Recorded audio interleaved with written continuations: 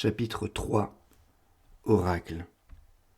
Ni Léor, ni moi n'abaissâmes nos armes. L'air tremblota sous les mouvements d'esprits éthérés essayant de caresser nos armures de leurs mains sans substance. Des démons en puissance, impatients de venir au monde. Je pouvais sentir leur soif de s'emparer de nos âmes, leur désir de nous voir succomber à la violence et de les inviter ainsi à rejoindre notre réalité. « Donne-nous ton nom » ordonna Léor. « répondit le soupir sur le vox. La voix était crachotante et étirée, quoique davantage parlait fort que par malveillance. Ni les restes de son armure, ni le vide galactique n'avaient complètement protégé le cadavre des ravages du temps, et le souffle de la créature venait d'une paire de poumons pourrissants. Les autres guerriers présents dans la pièce n'avaient aucun talent pour l'art. Je fus donc le seul à pouvoir distinguer les ficelles psychiques reliant le cadavre à l'esprit qui l'animait. La silhouette qui se tenait devant nous n'était rien de plus qu'une marionnette dirigée par la volonté de son maître. Je baissai ma hache et tournai mon regard vers le World Bearer. « Tu es donc Sargon, dis-je. » Le prisonnier acquiesça, mais c'est le cadavre qui émit un sifflement.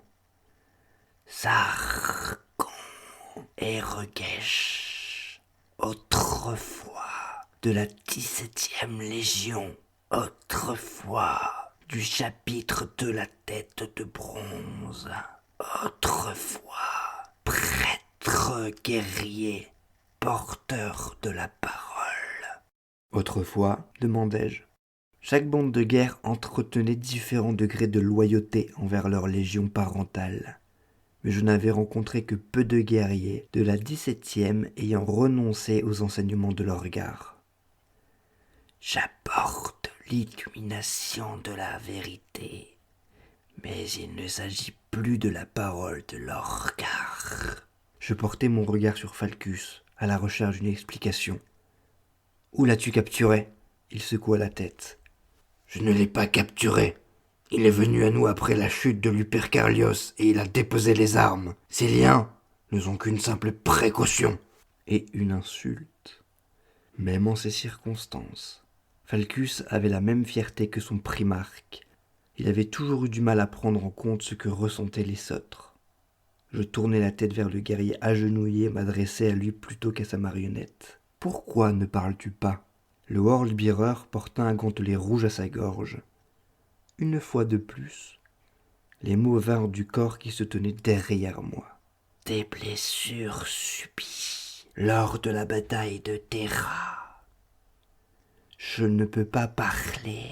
Un fils de Sanguinus m'a tranché la gorge. Sa lame a emporté mon larynx et ma langue. » Je ne sentis pas de tromperie dans ces paroles. Mais pour dire la vérité, je ne sentais pas grand-chose. Ses défenses mentales étaient solides, mais pas seulement dû à une volonté d'acier. Il ne se contentait pas d'animer le cadavre qui lui servait de porte-parole, mais l'habitait bel et bien. Son essence se divisait entre les deux corps simultanément. Un tel exploit demandait un degré de contrôle extraordinaire. Si la lame d'un ennemi t'a réduit au silence, pourquoi ne pas parler comme je te parle maintenant ? Lui dis-je par une impulsion psychique. Seul le silence me répondit. Ni le World Bearer, ni sa marionnette ne réagirent. J'essayais à nouveau. Ne m'entends-tu pas ? Toujours rien. Gyr s'approcha de l'estrade de commandement en nous observant de ses yeux blancs et affamés. « Il ne peut pas nous entendre, » pulsa-t-elle à mon intention. « Je distingue sa flamme spirituelle, mais elle est en cage, vivante, mais cachée, présente, mais absente. » Je sentais sa confusion à travers le lien que nous partagions. Je reportai mon attention sur le guerrier agenouillé. Chez la plupart des êtres vivants, je pouvais ressentir les émotions qui s'entrechoquaient de manière chaotique à la frontière de leur conscience. Espionner leur vie ne me demandait pas plus d'efforts que d'émettre une simple pensée. Mais l'aura de ce guerrier était comme de la fumée. Simplement de la fumée. Les voix qui l'habitaient étaient trop étouffées pour être entendues, et des couleurs trop pâles pour être distinguées. Quelque chose, ou quelqu'un, avait cautérisé l'esprit de cet homme. Il avait été séparé du reste des mortels d'une manière que les autres êtres vivants ne pourraient même pas comprendre. Comme l'avait dit Gyr, il était présent mais absent. Qui t'a fait ça ? Je te l'ai dit, répondit le cadavre alors que le World Bearer porta à nouveau la main à sa gorge. Un Blood Angel. Non. Qui a tranché ton âme ? Qui a emprisonné ton essence de la sorte ? Léor et Falcus me regardaient comme si je m'exprimais dans un véritable charabia. Je les ignorais et attendis la réponse du Worldbearer. « Je ne peux le dire, » annonça le cadavre sur le Vox. Une nouvelle fois, je ne sentis aucune tromperie de sa part, mais la réponse était suffisamment vague pour pouvoir signifier n'importe quoi. « Tu ne peux pas ou tu ne veux pas ?»« Je ne peux le dire. » « De quoi parles-tu, Caillon ? Qui lui a fait quoi ? » Son esprit, son âme sont protégés d'une manière que je n'ai jamais vue. Je pourrais le soumettre à ma volonté et n'apprendre qu'une fraction de ce qui contient ses souvenirs ou... Quelqu'un lui a fait ça. Et je ne peux pas imaginer qu'il serait assez puissant pour accomplir un tel exploit. Mon frère Harryman, peut-être ? Ou mon père, Magnus ?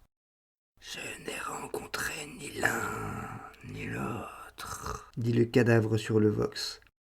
Passionnant, dit Léor sur un ton qui trahissait son ennui. Pourquoi t'es-tu livré ? Pourquoi ? Demandai-je. Le destin le demandait, répondit le corps. Je ne crois pas au destin. Donne-moi une vraie réponse. La roue du destin continue de tourner, qu'on la regarde ou pas.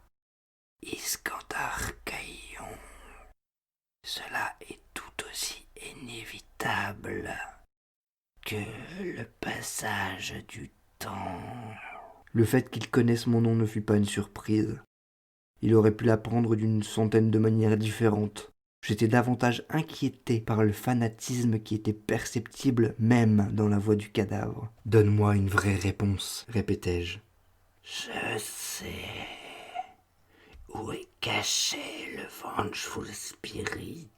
J'apporte ce savoir à ceux qui en ont le plus besoin. » Une telle générosité est hautement douteuse.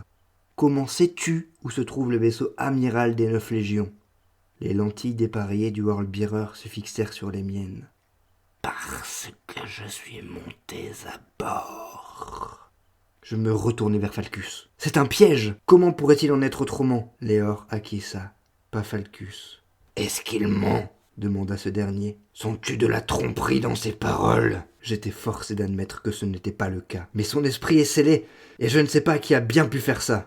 Falcus n'était pas prêt à abandonner, et même la faible note de triomphe dans sa voix ne parvenait pas à cacher son désespoir. Mais il dit la vérité, n'est-ce pas ? Peux-tu en être certain ? Sait-il où se trouve le Vengeful Spirit ?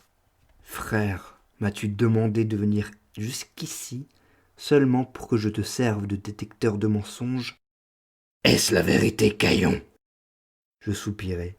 Cela ne servait à rien de discuter.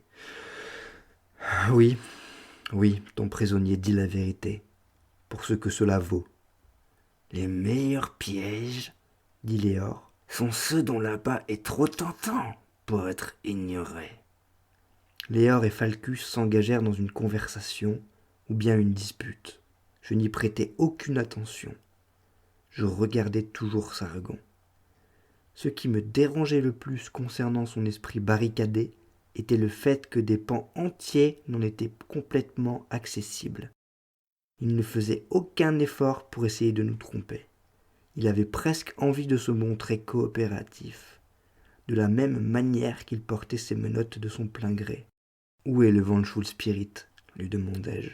« Aux frontières des mondes radiants, » répondit le cadavre derrière moi. « Je l'ai déjà dit à Falcus Kibre, et maintenant je te le dis à toi. » Je détournai finalement les yeux. « Falcus, s'il a besoin des morts pour s'exprimer, comment communique-t-il quand il n'y a pas de cadavre à proximité ?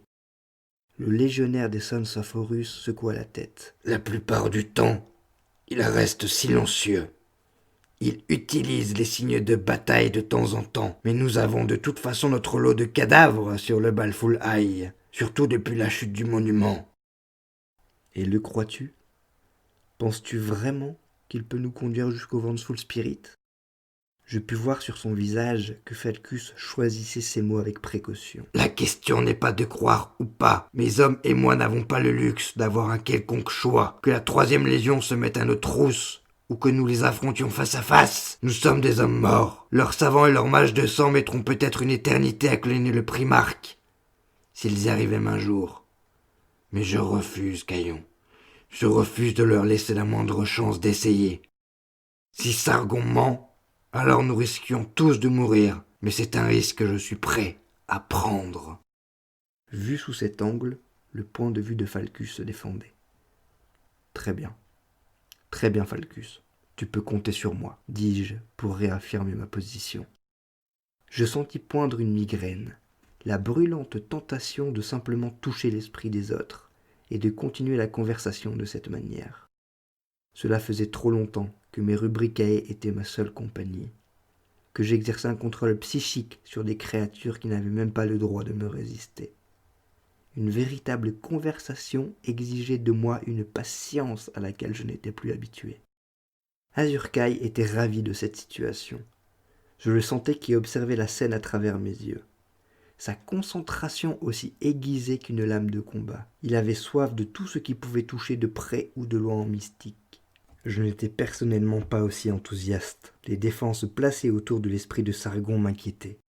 Et la froide sincérité de Falcus était tout aussi troublante. Nous vivons dans un monde de ténèbres, repris-je. Les fantômes et les fous nous dépassent en nombre, nous qui sommes restés sains d'esprit. À peu près 1000 contre 1. J'ai une dette envers toi, Falcus. Je ne fais pas confiance à cet oracle, mais je serai à tes côtés. Léor n'eut jamais l'occasion d'exprimer son opinion. Nos ennemis ne le permirent pas.